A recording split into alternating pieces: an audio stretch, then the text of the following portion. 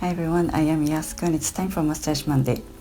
Recently, I came across this really cute aromatherapy candle diffuser with Himalayan pink salt on someone's blog.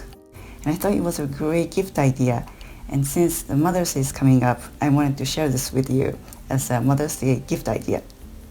All you need is a heat-resistant glass jar, Himalayan pink salt, essential oils, and an unscented candle that looks good in the jar.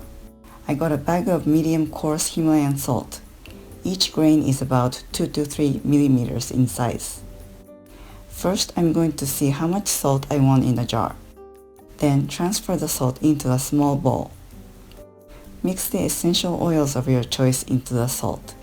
For this one, I'm going to use organic lavender 10 drops, organic bergamot 10 drops,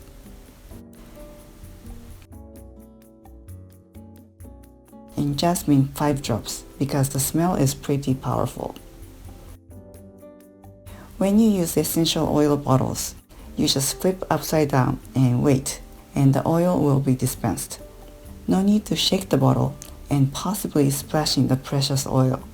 There's so much you can do with the essential oils depending on what the recipient may enjoy. I'm going to include a link to some useful guides for aromatherapy blends for certain moods. After mixing the essential oils, put the salt in the jar with a candle and ta-da! You may think you can use this salt for a bath. You can. However, you have to be very careful because not all the essential oils are good directly on your skin. Also, if you're going to use the salt as a bath salt, you need to mix it with a carrier oil such as jojoba oil, so the essential oil mixes better with the bath water. The essential oil and bath water don't mix naturally, and without the carrier oil, the essential oil will be attracted to the lipids on your skin and gets attached to the skin directly, and it might cause irritation.